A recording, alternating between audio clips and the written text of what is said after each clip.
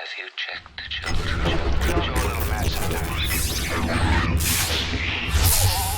Hi, I'm Chucky. Wanna play? Sometimes that is better. You're gonna need a bigger boat.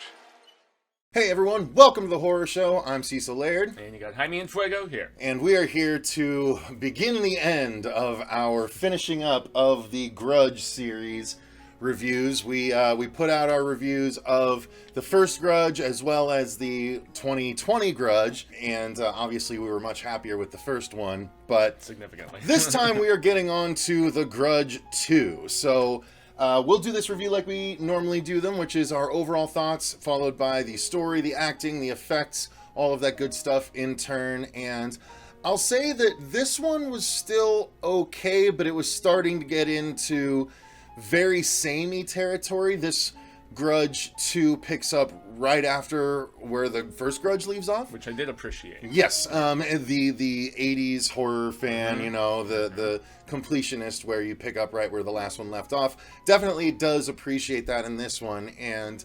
But however, the whole thing was just a little bit lackluster, and I will say that this is the one that felt kind of the most all over the place, jumping around between things happening. Even part 3, which is a worse movie, still felt more grounded with a single story. So this one, I liked some aspects, disliked some aspects. I enjoyed that Sarah Michelle Gellar came back, and in fact, she had a longer role in it than I remembered. I remembered her appearing and going away, and that really disappointing me when I first saw this movie, because they billed it like she was coming back. Yeah. But yeah, that this time around, since I expected it, it didn't bother me as much. But still, the movie was just okay. They did some things interestingly. Was this the one with the elevator shots, or was that 3? Might have been. Where she's going up in the elevator and the kid is on all the different floors. Oh, that's the second. That is this one. Okay, so I liked that one. Yeah. So there were some aspects of this that I liked. That's the most I can say about it. Some aspects I liked, some aspects I didn't. We very quickly started getting diminishing returns in this series. Yeah, with the return of the director of the Ju-on films and also the first Grudge It was the movie. same director? The same director Okay. as the first film. So it wasn't until the third one that they changed them up. But so this one still looked like it had a high enough budget. Same Same Toshio and Kayako as yeah. well. No, okay. Nice, nice. I did look into that. Yeah, it just got a little convoluted for me with the with the expanding of the world, so to Right. speak, because this is where it shows that the curse can be transported to America. yeah, exactly, Chicago specifically here, and so This was the Grudge 2020 before the Grudge Yeah. 2020. yeah, exactly. So just expand the world, try to just show the reach of this thing and just how crazy that could be. The performance of Sarah Michelle Gellar's sister, who comes into play in this, I thought good enough. I mean, really, the only bad performance in this movie for me is one of the Japanese girls who was teasing the American girl from Chicago at the very beginning of the movie when they go into the house. Her English was pretty laughable in my estimation. But, I mean, everything else, it was more of the same, and it didn't really bring as much new to the table. And what new they brought to the table, once again, I was kind of confused with, the jumping of timelines and stuff not really being explained until the end. They did the same thing with the first film, so I guess I shouldn't be that surprised with them following the formula to a degree. So it's not a terrible film, like in some ways I felt 3 was, but it's still not very good and nowhere near as strong as the first. So yeah, I'm pretty much with you on that, man.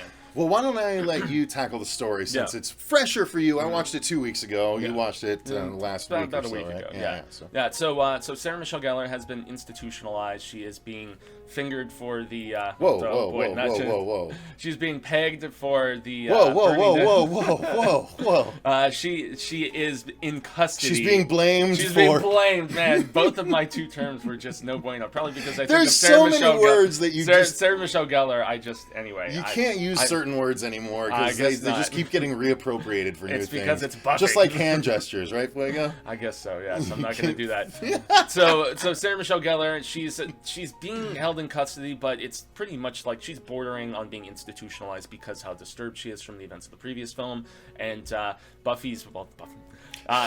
character's mother She's so synonymous for you. sends her sister across the pond to investigate the situation, and yet at the same time we start also getting acquainted with this family in Chicago who, there's there is this soon-to-be stepmother, or so it seems. There's this new woman in the life of these two kids' father. There's a younger boy and there's an older sister. Well, and the father in this one was the same guy from The Borrowers, Western horror movie, remember? Yes, he was actually. Yeah, he was. And so, yeah, whereas the older sister, she's a little bit more like open arms with this new, mom character of sorts. The younger child, he's resentful, and yet weird stuff starts going down in this apartment complex in Chicago. Most notably, there is this hooded figure who is running around, and yet the kid starts. I mean, since this is so similar in the fact that it takes place in that aspect of the story is where 3 takes place, is in that Chicago apartment. Right. And so having watched them both back to back, I'm trying to Kinda remember. separate. I'm like, no, that was in 3. So I mean, Well, this is about the girl that watches over the kid for the most part, right? Yeah. The third one starts off with the kid himself. So. Yes, that's right. That's right. Okay.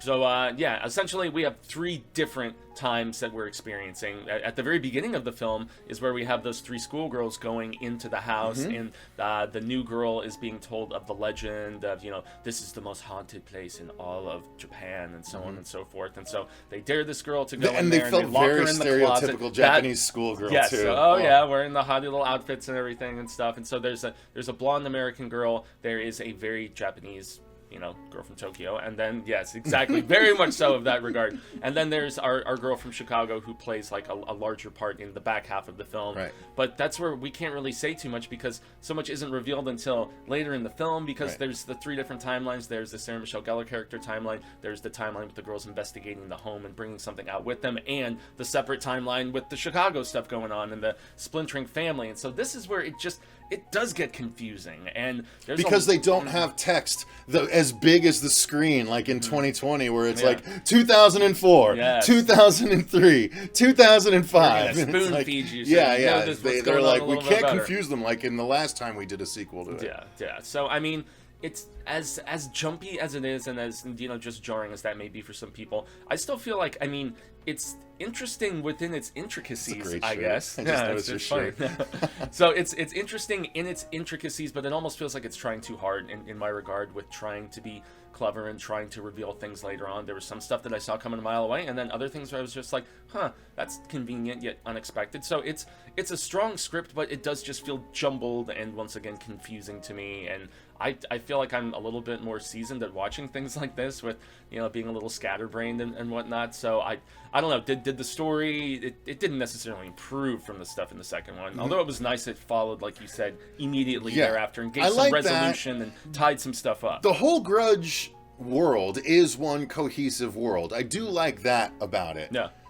However, it's and actually what's funny is that the 2020 actually followed suit from both the original 2004 Grudge as well as the Grudge 3, because it was a whole new curse that was created in the 2021. So so the 2020 really is just a spin-off as opposed to the original 3 all connecting directly to each other. 2020 is but the third, well, we'll get to the third, but it supposedly closed out the trilogy with what happens at the end. Yeah, and that's actually one thing I didn't mention, is that we get a little bit more Sadako backstory in this. Kayako. This is Kayako. Okay, so because Sadako is the the ring. ring. Kayako is the Grudge. Yeah, because Kayako is the slightly less celebrated series over there. I think the Ringu series has a little bit more esteem. But okay, so Kayako, pardon everybody.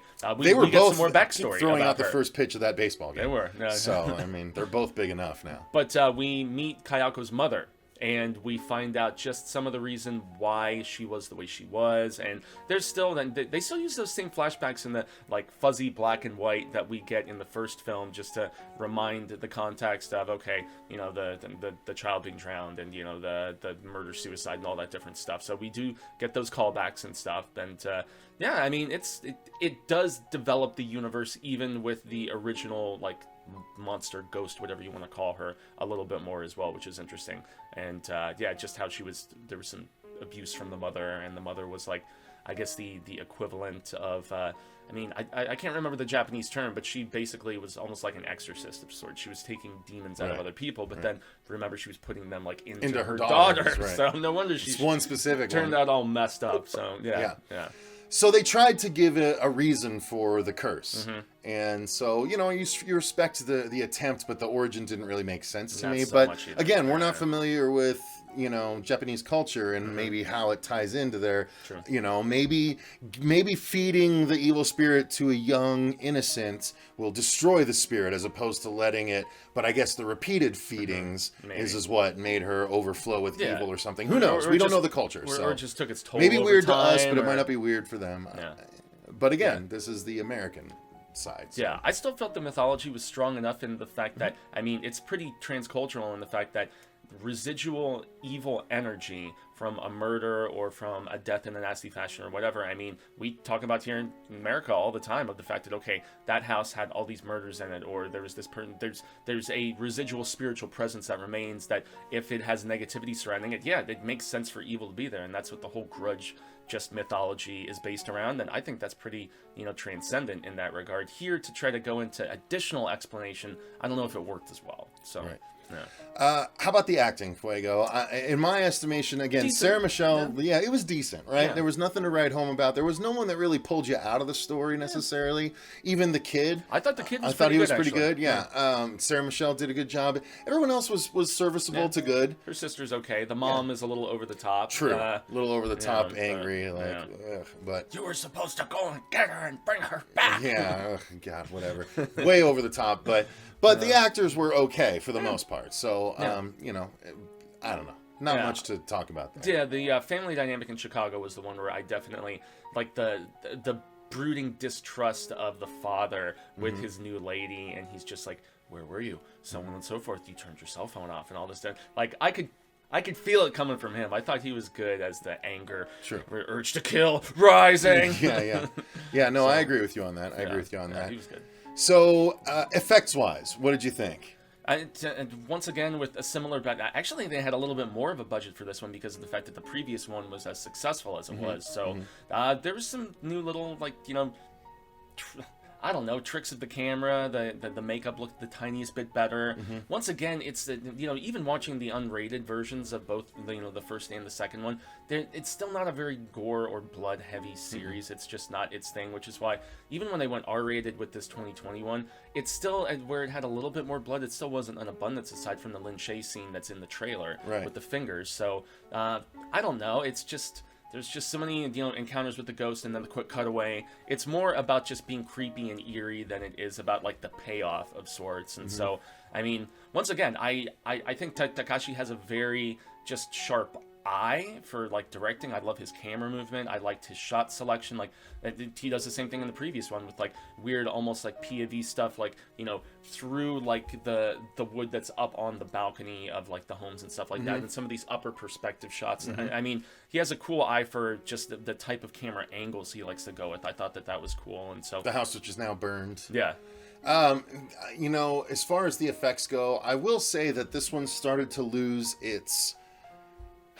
uniqueness in what they were doing with Kayako, because I remember, I don't know, maybe it was this one, maybe it was 3 where it started to really get crazy and stupid, because there was one, you tell me if it was 1 or 2, but there was one scene where someone opens the door to a dark room enough where you just see Kayako's head there and it lowers, where it doesn't even look like it's attached to a body, but it just lowers. I can't remember if it's in the hospital sort of scene or if it was in the first movie.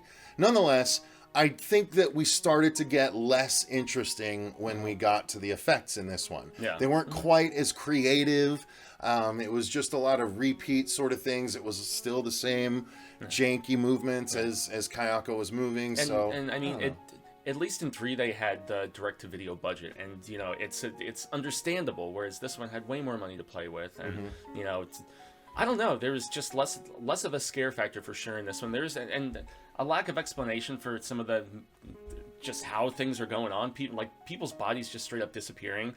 In the third act, in the finale, there's a character who just disappears and the clothes are still there, and it's I don't know. It's just not enough explained in this particular series. And even those, the person is suddenly gone and their, jacket falls to the ground. And then, of course, the jacket is going to, get filled with Sadako or whatever. And just, I don't know. It did not feel as creative in a lot of ways as the previous one, unfortunately. And I think that's why, while this one was still a decent success, it wasn't like a big blockbuster like the previous one. So probably had a lot to do with it.